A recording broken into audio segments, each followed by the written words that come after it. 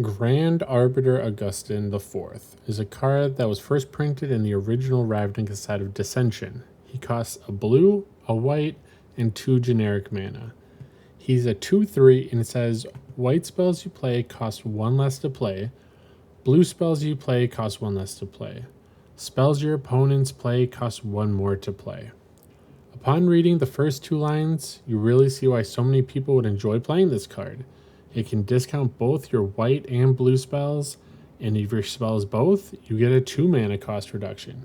Cards like Sphinx's Revelation or Teferi, Hero of Dominaria, are suddenly way better when you get to pay 2 less mana to cast them.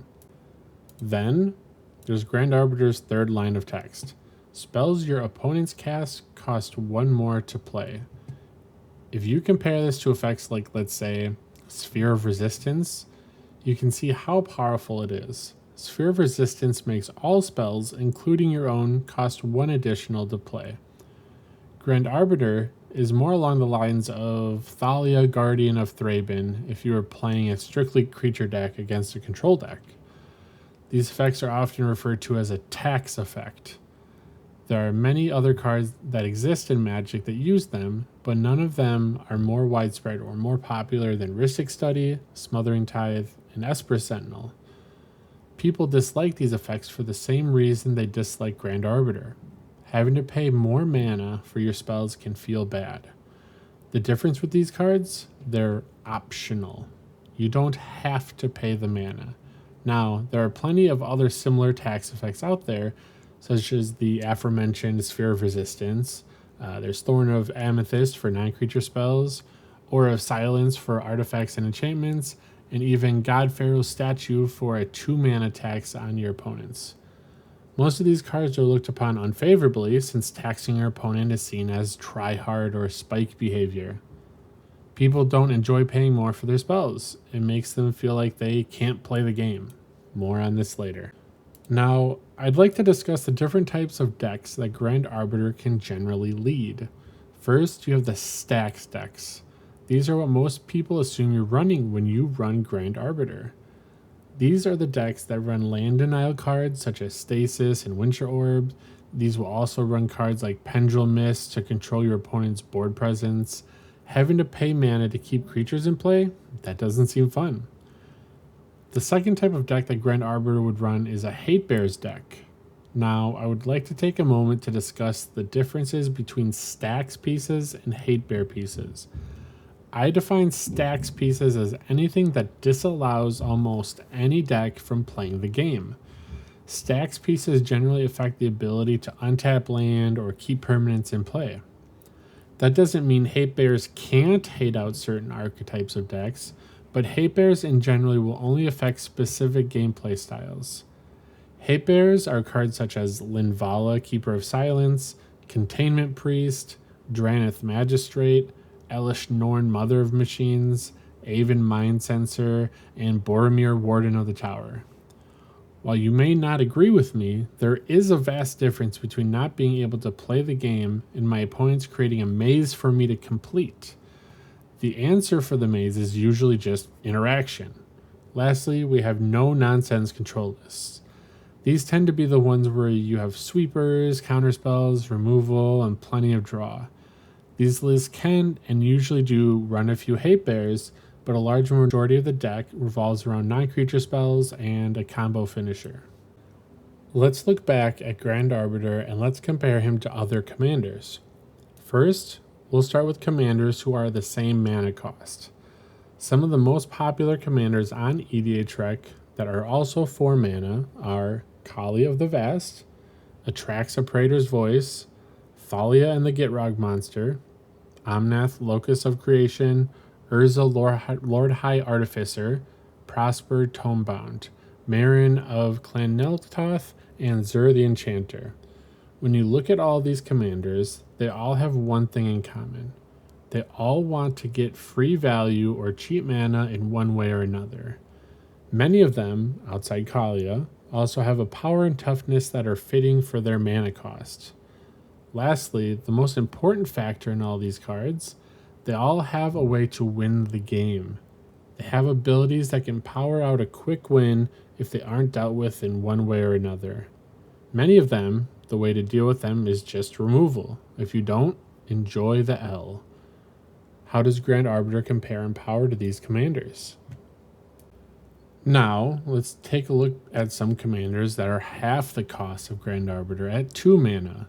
We've got Bristly Bill, Spinesower, Agatha of the Vile Cauldron, Hashatan, Scarab's Fist, Koladin, Triumph Caster, Magda, Brazen Outlaw, Metacant Core, Guidelight, Redshift, Racketeer Chief, Sithis, Harvest Hand, Thrasios, Triton Hero, and Tiny Bones, Trinket Thief. Again, what is the common factor in these cards? Free value or cheating mana. Also, some of these cards, such as Redshift and Koladin, have the same power and toughness as Grand Arbiter. Many of these cards also have built-in win conditions on them. All of these cost half the mana cost of Grand Arbiter. They can, and often will, come down before Grand Arbiter. How do you deal with these creatures? Again, usually removal. Get them off the board and they don't do their thing. Does Grand Arbiter having an ability to slow down your opponents by 1 mana mean he should be hated on so much? I personally don't think so. I believe that what people really fear and hate is stax itself. People do not enjoy the idea of not being able to play the game. Tax pieces are not stacks. No matter how many times you play against Smothering Tithe, Rhystic Study, and Esper Sentinel, none of these cards are stacks. They are tax effects you may choose to pay, and you should. Rhystic Study costs 3 mana. If everyone pays 1 extra mana, Rhystic Study is a do-nothing 3 mana enchantment that can be removed whenever someone has removal for it. The same is true for Grand Arbiter, but the difference is he forces you to be responsible and pay the tax. I repeat, he forces you to be responsible. What else does he do? Make the controller spells cost slightly less? He's a 2-3 for 4. He's not winning the game on his own. He doesn't even help create a win condition on his own, unlike many other commanders mentioned earlier. What he does do is slow down the breakneck speed that many commander decks can play at. He requires other cards to help create a win. One large problem other than the tax effect that people have with Grand Arbiter is that Grand Arbiter decks can have a tendency to make games go long. I can agree with this statement. The real problem is how the builder of the deck constructs the deck and how they respond to the game state. In general, Grand Arbiter decks should have a solid and deterministic win condition or win conditions. It is usually some sort of combo to finish the game. There are plenty of ways to accomplish this in Azorius, but you don't only need to rely on combos. Cards like Shark Typhoon and token creators like White Sun Zenith can create a large board state to push through with. These work even better alongside pump effects you would want to play anyways, like Elishnorn and Grand Cenobite. There's also a plethora of great flying creatures to attack with to punch through damage. Even High Fate Trickster is a 4/2 flyer that can do some considerable damage through a game. If you are the Grand Arbiter player and you have lost your win conditions, it's also okay to scoop. Continuing to play in the game and tax the board when you have no real or reasonable way to win is a petty gameplay style. At the end of the day, every game of Commander comes down to deck construction and other people's expectation in a game of Commander. There's an old school rule of Dungeons and Dragons that I feel that the newer generation of gamer doesn't necessarily understand.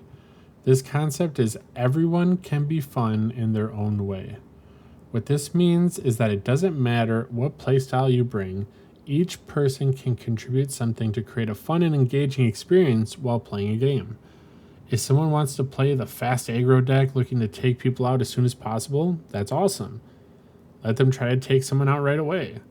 If someone wants to play some janky combo to win the game, awesome. Let them play and enjoy that game play style.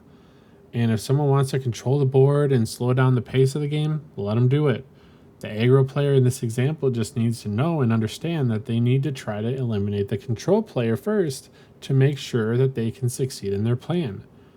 I, for one, can understand not wanting to play against a Stax player or a Turgid God of Fright player 10 times in a row. Having no agency over the game feels bad and can lead to slow and boring games where no one has a say. A Grand Arbiter player, on the other hand, when playing as a proper control or hatebear deck, can create fun and diverse game experiences that allows for a back and forth between themselves and the other players in the game. One moment they can be the archenemy, the next they can be saving the table from another player comboing to win the game. So many times you don't even see the effects of the extra 1 mana being taxed. Player A's Grand Arbiter could be passively saving player B and C from player D comboing off on their turn because the tax creates a situation that casting so many spells in a turn is impossible. Everyone hates the control player until the control player saves the day. Thank you to everyone who made it through my first and probably extremely controversial video. I tend to feel my view on many subjects in Magic the Gathering are in the minority, especially when it comes to Commander. I've played this game for around 18 years now, so my opinions and views are based on a large history of both casual and competitive play. If you enjoyed my content, please make sure to subscribe for more, and thanks again for watching.